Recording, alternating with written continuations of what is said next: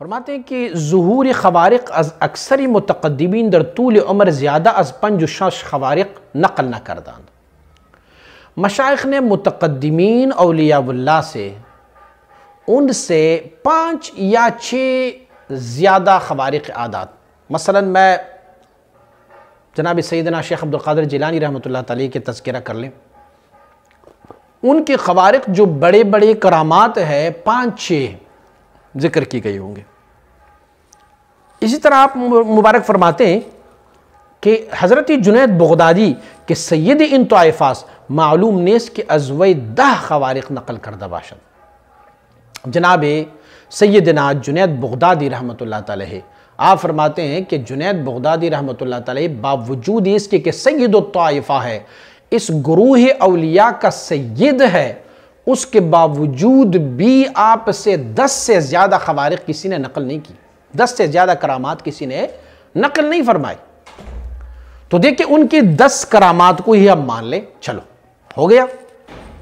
وہ حضرت حق سبحانہ وتعالی از حال کلیم خود علی نبینا و علیہ السلام چنین خبرداد آستا حیث قال عز وجل وَلَقَدْ آتَيْنَا مُوسَىٰ 9 آیات بینات۔ رب کائنات فرماتے ہیں ہم نے موسیٰ علیہ نبینا علیہ السلام کو 9 آیات 9 معجزات دیے تھے۔ تو اب آپ دیکھیں وہ از مشائخ این وقت از کجا معلوم شدہ کہ امثال این خوارق بظہور نہ میں آیت۔ فرماتے ہیں اگر آپ فضیلت کی طرف جائیں گے تو چلو سید الطائفہ سیدنا جنید بغدادی رحمت اللہ تعالی کو ہم 10 کرامات ان کے بیان کریں کہ 10 کرامات ہے، لیکن سیدنا موسیٰ کلیم اللہ علیہ السلام تو اللہ کے نبی ہے، اس کے باوجود بھی اللہ فرماتے ہیں ہم نے ان کو 9 آیات بینات 9 معجزات عنایت فرمائے تھے۔ تو ہم یہ کہیں گے کہ سید الطائفہ جنید بغدادی کو کیا فضیلت حاصل تھی سیدنا عیسیٰ علیہ نبینا علیہ السلام موسیٰ علیہ نبینا علیہ السلام پر؟ فضیلت حاصل ہے؟ نہیں حاصل۔ وہ اللہ کے نبی ہے، برگزیدہ ہے، بہتر ہے، برتر ہے، لیکن اگر کوئی بندہ خوارق کی کثرت کی طرف دیکھتے جائیں گے تو پھر کیا وہ یہی کہیں گے کہ سیدنا جنید بغدادی کو تو 9-10 کرامات تھی اور العیاذ باللہ حضرت موسیٰ علیہ نبینا علیہ السلام کو تو 9 کرامات تھی، 9 معجزات تھے ان کو، تو ان کو فضیلت حاصل ہوگی؟ نہیں ہوگی۔ اور فرماتے ہیں اسی طرح فضیلت جو ہے وہ کرامت کی زیادہ ہونے کی وجہ سے نہیں ہے، بلکہ درجات ولایت کی قرب، کمالات شاہراہ نبوت کے جانے والوں کے قرب کی منازل جتنے طے ہو اتنی ہی ان کے فضیلت ملتی۔ فرماتے ہو از مشائخ این وقت از کجا معلوم شد کہ امثال این خوارق بظہور نہ میں آیت، بلکہ اولیاء اللہ را چی متقدم و چی متاخر در ہر ساعت ظہور خوارق است، مدعی آن را داند یا نہ داند۔ فرماتے آپ کو کس نے کہا ہوا ہے کہ ہمارے زمانے کے اولیاء کو کرامت نہیں ہے؟ یہ آپ کو کس نے کہا ہوا ہے؟ فرماتے ہیں اولیاء متقدمین یا متاخرین اولیاء اللہ کو ہر ایک ولی کو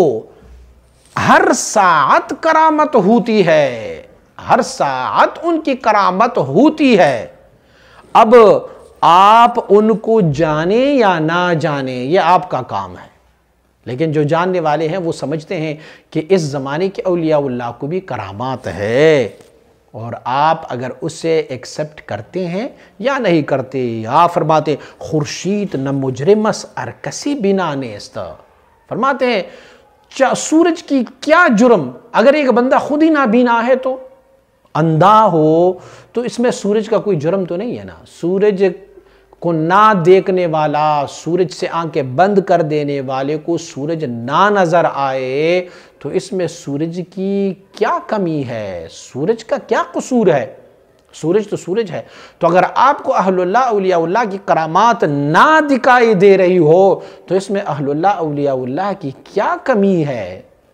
وہ تو ہر لمحہ ہر ساعت ان کی کوئی نہ کوئی کرامت جو ہے وہ ظاہر ہوتا ہی رہتا ہے، لیکن آپ چون کے تعصب کے عینک لگائے ہوئے ہو تو اسی لیے ان کی کرامت آپ کو نہیں دکھائی دے رہی۔ دوسرا سوال پوچھا تھا، سوال یہ تھا دوسرا کہ در کشف و شہود طالبان صادق القاء شیطان را دخل باشد یا نہ۔ سوال یہ تھا کہ جو صادق طالب ہوتا ہے، جو طریقت کے راہ پر جانے والا ایک سالک ہوتا ہے، اس سے جب کوئی القاء ہو جاتا ہے، اس کو شہود و کشف و مکاشفہ ہوتا ہے، کیا اس میں القاء شیطانی ہوتی ہے یا نہیں؟ ایک القاء رحمانی ہے، ایک القاء شیطانی ہے، تو کیا اس کی کشف میں القاء شیطانی بھی ان کو ہوتی ہے یا نہیں؟ اور اگر کوئی القاء شیطانی ہے تو وضوح کیفیت کشف شیطانی چگونا است؟ پھر ہم کیسے جانیں گے کہ اگر القاء شیطانی ہو تو ہم کیسے جان سکتے ہیں کہ یہ القاء شیطانی والا کشف ہے یا پھر غیر القاء شیطانی والا ہے؟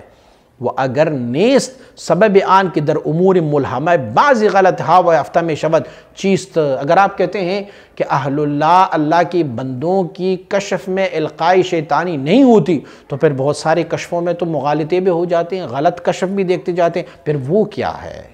چونکہ معترض جو ہے نا اس نے اعتراض اپنے خیال میں کیا ہوا ہے، مطلب وہ اعتراض کر رہا ہے کہ تم لوگ تو یہ کہتے ہو نا کہ کشف ہو جاتا ہے، چلو مان لیا کشف ہو گیا، تو کشف میں کیا جس کو کشف ہو رہا ہے اس کو القاء شیطانی ہوتی ہے یا نہیں ہوتی؟ اگر ہوتی ہے تو پھر ہمیں کیسے پتہ چلے گا کہ یہ القاء شیطانی ہے؟ اور اگر نہیں ہوتی تو پھر بہت سارے ایسے کشوف ہوتے ہیں جو غلط ہوتے ہیں، پھر اس کو ہم کیا کہیں گے؟ مجدد رحمۃ اللہ تعالی ان کا جواب ارشاد فرماتے ہیں۔ آپ فرماتے ہیں کہ ہیچ کس از القاء شیطانی محفوظ نیست، فرماتے کوئی بھی بندہ شیطانی القاء سے محفوظ نہیں ہے، ہرگاہ کہ در انبیاء متصور باشد بلکہ متحقق در اولیاء بطریق اولا خواہد بود طالب صادق چی باشد۔ فرماتے ہیں جب انبیاء علیہم الصلوات و تسلیمات کو القاء شیطانی ہوتی ہے اور اولیاء میں بھی یہ ثابت ہے تو ایک مرید بیچارے کو تو ضرور بے ضرور ہوتا رہے گا القاء شیطانی۔ اچھا،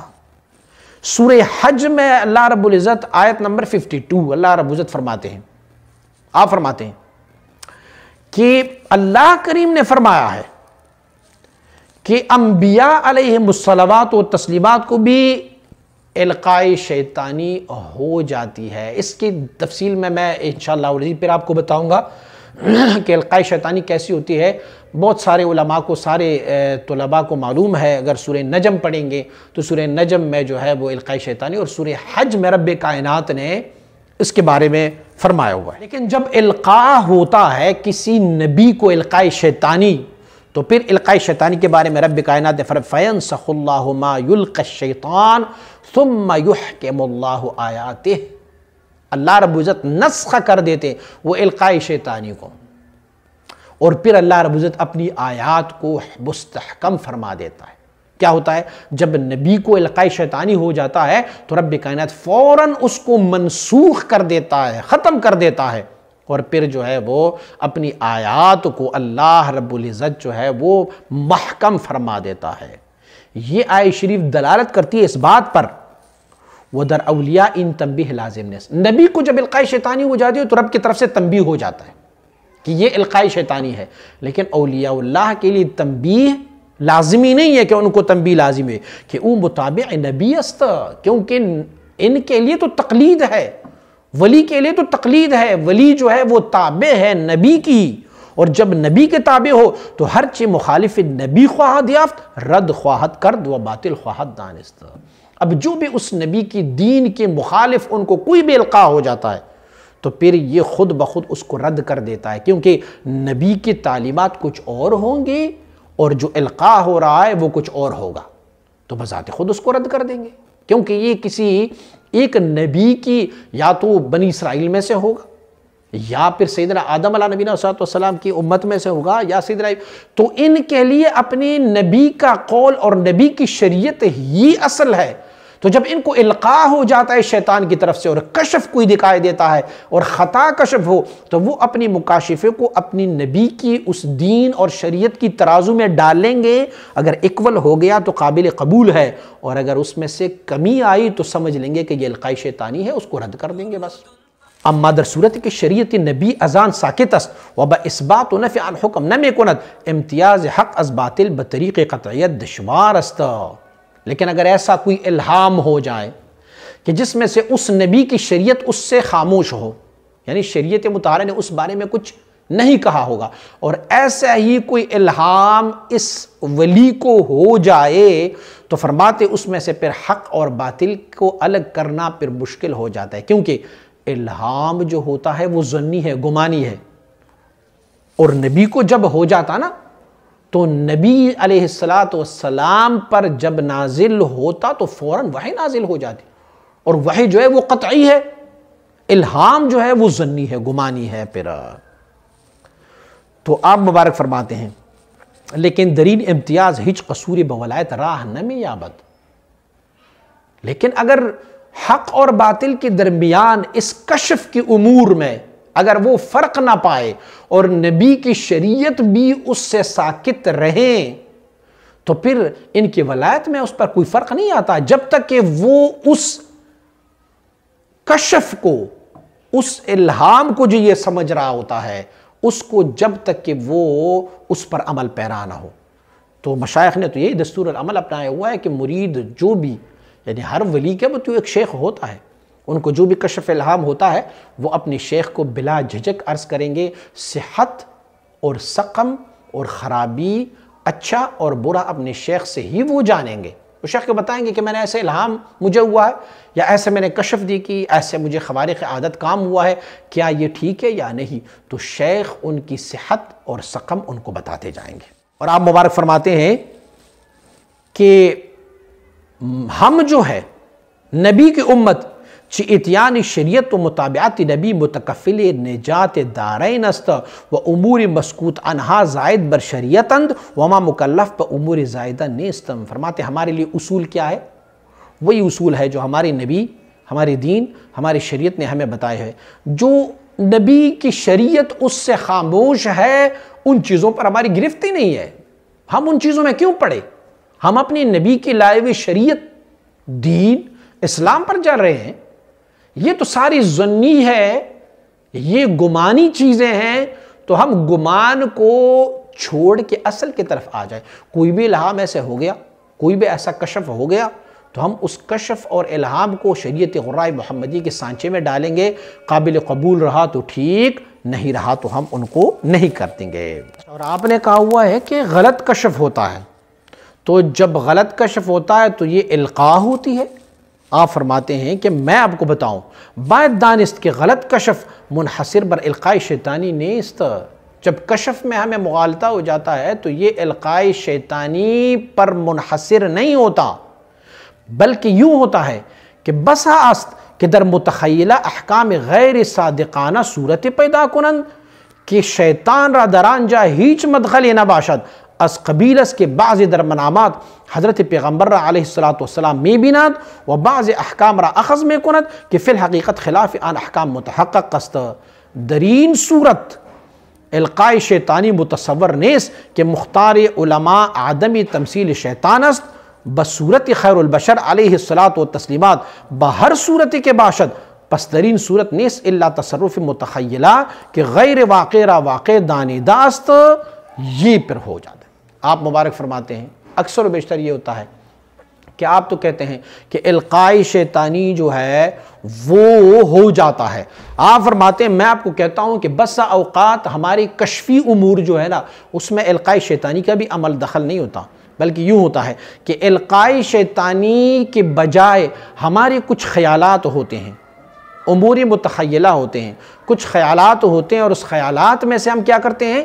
وہ خیالات ہماری ذہنوں میں آ جاتے ہیں، اور ذہن میں خیالات آنے کے بعد پھر وہ ایک متشکل شکل میں ہمیں دکھائی دے رہا ہوتا ہے، اس میں نہ شیطان کا عمل دخل ہوتا ہے نہ کسی کا عمل دخل ہوتا ہے، بلکہ محض یہ ہوتا ہے کہ ہماری خیالات ہوتے ہیں جو ہمیں متشکل شکل میں وہاں پر دکھائی دیتا ہے۔ اور مثال کے طور پر سمجھایا دیتا ہے کہ حضور نبی اکرم صلی اللہ علیہ وسلم مبارک کی کچھ لوگ جو ہے وہ خواب میں زیارت کرتے ہیں، اور جب زیارت کرتے ہیں تو زیارت کے بعد ان کو کچھ ایسی امور بھی دکھائی دے رہے ہوتے ہیں کہ ان کو گویا خواب میں حضور نبی اکرم صلی اللہ علیہ وسلم وہ ان احکام کے بارے میں حکم دے رہا ہوتا ہے، اور جب حکم دے رہا ہوتا ہے تو پھر یہ ہوتا ہے کہ وہ احکام نبی علیہ السلام کی اس دین سے متصادم ہوتے ہیں۔ مثلا کسی نے ایسے کوئی خواب دیکھی کہ اسے حضور نبی اکرم صلی اللہ علیہ وسلم کی زیارت ہوئی، اور اس زیارت میں حضور نے ان کو فرمایا ہو، مثلا تو مثالاً اس کے پہلے سے ہی 4 بیویاں ہوں اور پھر حضور نے ان کو فرمایا ہوگا کہ 5ویں شادی کر لے، آپ 5 بیوی رکھے اکٹھے. تو یہ چونکہ حضور نبی اکرم صلی اللہ علیہ وسلم کی شریعت سے متصادم ہے تو اب یہ کیا ہوگا؟ کیونکہ حضور نبی اکرم صلی اللہ علیہ وسلم کو جب بھی کوئی بندہ دیکھتا ہے خواب میں تو وہ حضور ہی ہوتا ہے صلی اللہ علیہ وسلم، جبکہ حکم جو دیا گیا ہے وہ حضور سید عالم صلی اللہ علیہ وسلم بارک کی اپنی دین اور اپنی شریعت کی مخالف ہے. تو ہم اس کو کیا جانیں گے؟ ہم یہ نہیں کہیں گے کہ انہوں نے حضور نبی اکرم صلی اللہ علیہ وسلم کو نہیں دیکھا، ہم کہیں گے یہ ان کی تخیلات تھے جو ابھی سونے سے پہلے اس نے اس بارے میں سوچا تھا. اور بسا اوقات یہ ہوتا ہے کہ امور متخیلہ جس کو ہم سوچتے ہیں وہ اکثر و بیشتر ہمارے خوابوں میں اسی طرح کا ہمیں دکھائی دے رہا ہوتا ہے. اب ہم نے کیا کرنا ہوتا ہے؟